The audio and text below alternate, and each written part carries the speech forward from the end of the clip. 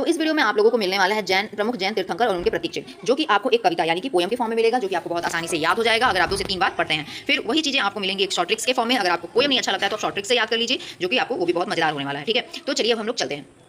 जय हिंद दोस्तों, और बताइए आप लोग कैसे। आई होप आप सभी लोग स्वस्थ होंगे, मस्त होंगे, सफलता की ओर अग्रसर होंगे। तो आज हम देखेंगे जैन धर्म का उनके प्रमुख तीर्थंकर और उनके प्रतीक चिन्ह। तो चलिए पहले देखते हैं हम पोयम के फॉर्म में, जो कि आपके सुपर टेट और जहाँ भी जैन धर्म का टॉपिक आता है, जिस भी पेपर में आता है, एग्जाम में पूछे जाते हैं, वो सबके लिए इंपॉर्टेंट होने वाला है।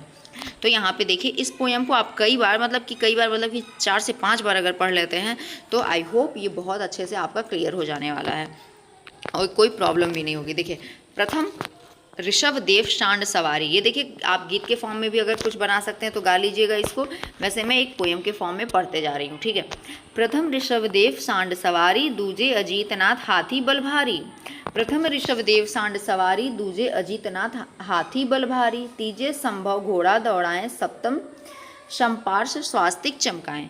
16वें शांतिनाथ हिरण सामन, 18वें अमरनाथ मील जल जीवन। 16वें शांतिनाथ हिरण सामन, 18वें अरनाथ मीन जल जीवन। ठीक है, अब यहाँ पे देखते हैं 21वें नामी संग नील कमल खिले, 22वें अरिष्टनेम शंख नाद मिले, 23वें पार्श्वनाथ सर्प छत्रधारी, 24वें महावीर सिंह बलकारी। ऋग्वेद में ऋषभ अरिष्ट का नाम, कृष्ण के संबंधी अरिष्ट को प्रणाम। ठीक है, तो देखिए यहाँ पे जो जो इम्पोर्टेंट जैन धर्म के तीर्थंकर हैं उनका यहाँ पे सभी इस कविता में पिरोया गया है, उन लोगों को और उनके प्रतीक चिन्ह को। ठीक है, तो चलिए अभी हम यहाँ पे देख लेते हैं तीर्थंकर एवं प्रतीक चिन्ह। ठीक है, तो ऋषभ देव जो है प्रथम है और इनका प्रतीक चिन्ह सांड है। ठीक है, अब कैसे याद करेंगे, ऋषभ का संस्कृत अर्थ ही क्या होता है, वृषभ यानी कि सांड होता है। तो डायरेक्ट आप समझ लीजिए कि ऋषभ का आपको पर्यायवाची पता चल गया, क्या होता है, सांड यानी कि वृषभ। अजीतनाथ ये द्वितीय है, इनका हाथी है, जिसे जीता ना जा सके वह क्या है, अजीत, और हाथी जैसा बल अजेय होता है। ठीक है, हाथी को भी जल्दी जीता नहीं जा सकता, उसका बल अजेय है। ठीक है, तृतीय क्या है, संभवनाथ समझ लीजिए, और तृतीय इनका प्रतीक चिन्ह क्या है, घोड़ा। तेज घोड़े की रफ्तार से हर मुश्किल काम संभव हो जाता है। तेज घोड़े की रफ्तार से हर मुश्किल काम संभव हो जाता है। तो घोड़ा हो गया प्रतीक चिन्ह और संभव से संभवनाथ। ठीक है, शंपार्श्व क्या है, ये सप्तम है और इनका चिन्ह क्या है, स्वास्तिक। ठीक है, क्या है, स्वास्तिक।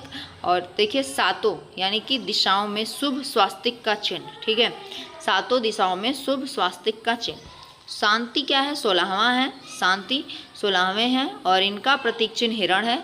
हिरण अत्यंत शांत और कोमल जीव है। ठीक है, इसीलिए क्या हो गया, शांतिनाथ का 16वां हिरण हो गया।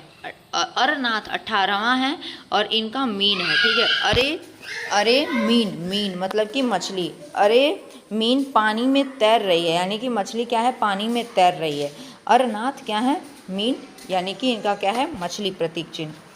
नामी 21वें हैं और इनका जो प्रतीक चिन्ह है नील कमल है। पानी की नमी, नामी से याद करिए नमी, पानी की नमी में ही सुंदर नील कमल खिलता है। अरिष्ट नेम ये 22वें हैं और इनका प्रतीक चिन्ह क्या है, शंख। क्या है, शंख।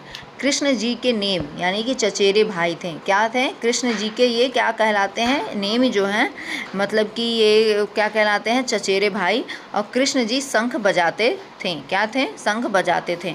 तो अरिष्ट नेम, इनके नाम में नेम लगा है, तो बोला जाता है कि कृष्ण जी के क्या थे, क्या थे, चचेरे भाई थे। और शंख इनका क्या है, प्रतीक चिन्ह है, तो समझ लीजिए कि कृष्ण जी शंख बजाते थे। पार्श्व क्या है, 23वें हैं और इनका प्रतीक चिन्ह क्या है, सांप। ठीक है, सर्प। सिर के पास पार्श्व यानी कि फन फैलाए सर्प का छत्र है। ठीक है, महावीर क्या है, 24वें हैं और इनका प्रतीक चिन्ह सिंह है। जो महावीर होता है वह सिंह की तरह निडर होता है। ठीक है, तो ध्यान दीजिए इस पे। 2 जैन तीर्थंकर ऋषभ देव एवं अरिष्टनेम के नामों का उल्लेख कहाँ मिलता है, ऋग्वेद में मिलता है। 2 ऐसे तीर्थंकर हैं ऋषभ देव एवं अरिष्टनेम, इनके नामों का उल्लेख ऋग्वेद में मिलता है। ठीक है, अरिष्टनेम को भगवान कृष्ण का निकट संबंधी माना जाता है। ठीक है, तो आज के लिए इतना ही। अब मिलते हैं नेक्स्ट टॉपिक के साथ और नेक्स्ट एक अच्छे और भी सॉलिड सुपर ट्रिक के साथ, कविता के साथ। देखते हैं आप लोगों को ये वीडियो कितना अच्छा लगता है। ठीक है, तो चलिए मिलते हैं नेक्स्ट वीडियो में। जय हिंद, जय भारत।